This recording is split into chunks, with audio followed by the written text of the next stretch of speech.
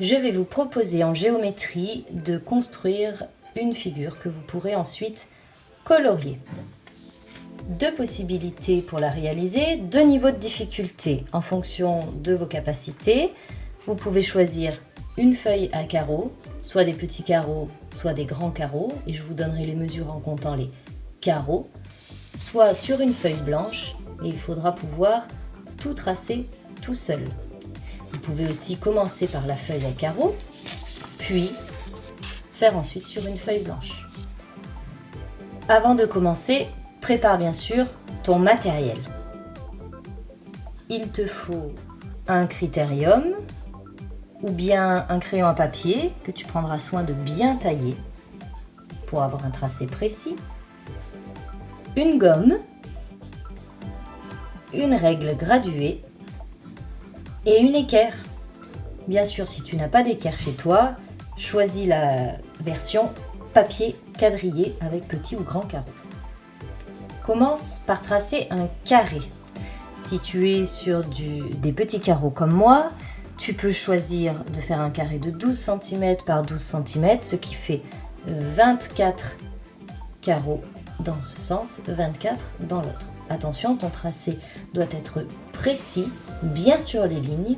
Tu n'as donc pas besoin de ton équerre puisque les lignes te servent de repère. Si tu es sur papier blanc, je te propose de faire 12 cm. Il te faudra donc tracer un premier segment. Placer ensuite ton équerre sur ce segment.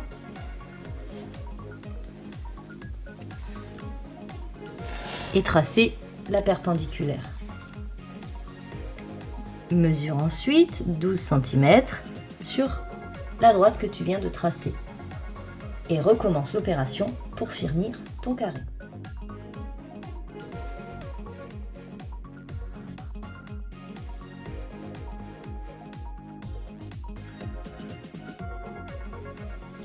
Cette construction géométrique repose sur les milieux.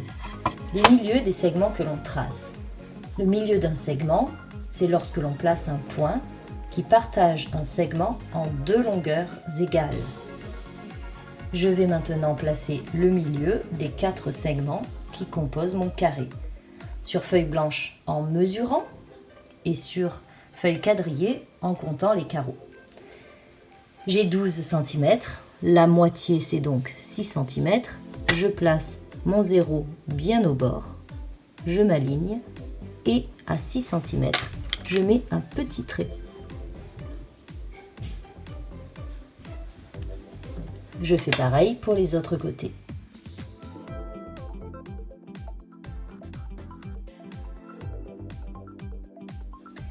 Je vais maintenant relier ces nouveaux points en traçant des segments entre chacun d'eux et surtout en veillant à avoir un tracé précis.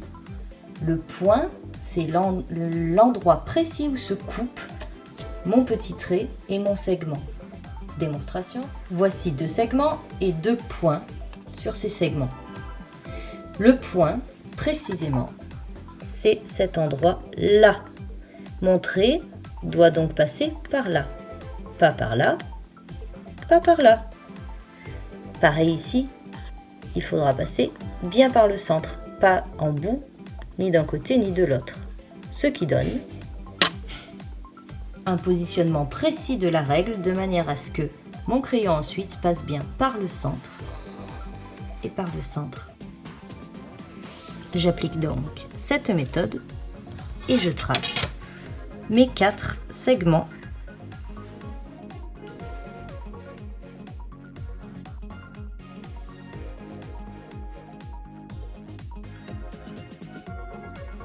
Pour la suite, il va s'agir de partager encore en deux nos nouveaux segments, c'est-à-dire placer le milieu pour chacun de ces segments. Pour ce faire, utilisez la règle et placez-la de manière à relier les sommets opposés du carré de base, comme ceci. Ne tracez pas de ligne entière, mais imaginez-la.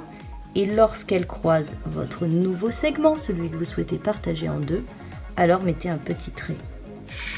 Faites de même pour les 4 côtés.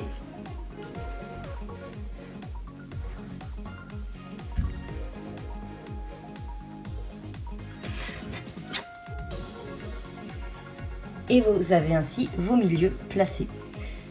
J'imagine que vous vous doutez de la suite. Nous allons rejoindre nos 4 nouveaux points et former ainsi un carré semblable au premier carré, mais plus petit. Et voilà. Et puis on continue. Toujours le même système. On va trouver les milieux de nos segments, nos nouveaux segments, les relier entre eux pour avoir un carré penché, et etc. Et à chaque fois, on aura un carré droit, un carré penché, un carré droit, un carré penché. Et on essaye d'aller jusqu'au plus petit possible. Pas trop loin, parce qu'il faut que ça reste lisible. Et vous pourrez ensuite colorier votre œuvre, me l'envoyer par mail, et j'en ferai une synthèse, et j'enverrai à tout le monde vos créations. Ne mettez pas vos prénoms, c'est pas la peine. Le but, c'est juste de voir le résultat. Pour que vous ne soyez pas perdu dans la continuité de ce travail, pour trouver le milieu de ces 2 segments, rappelez-vous, je place ma règle sur les 2 points que j'ai déjà. J'imagine une ligne dans ma tête que je ne trace pas. Simplement, je fais un petit trait lorsque cette ligne imaginaire croise le segment que je veux partager en 2. Et j'obtiens mes 2 points. Je fais pareil dans l'autre sens. Et rouler jeunesse.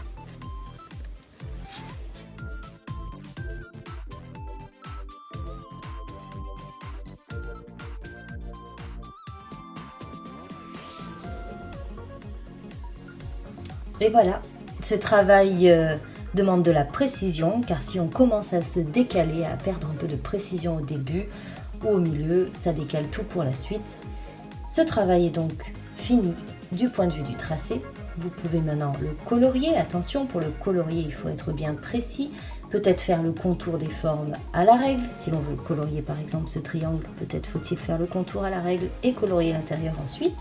Prendre le temps de le faire, ce n'est pas une course de vitesse. Si vous ne souhaitez pas colorier, laissez-le en noir et blanc. Vous pouvez aussi faire 2 photos, une photo de votre tracé en noir et blanc et une photo de la version coloriée au final. Et n'oubliez pas que ce travail est réussi lorsque vous êtes content ou contente de ce que vous avez fait. À bientôt!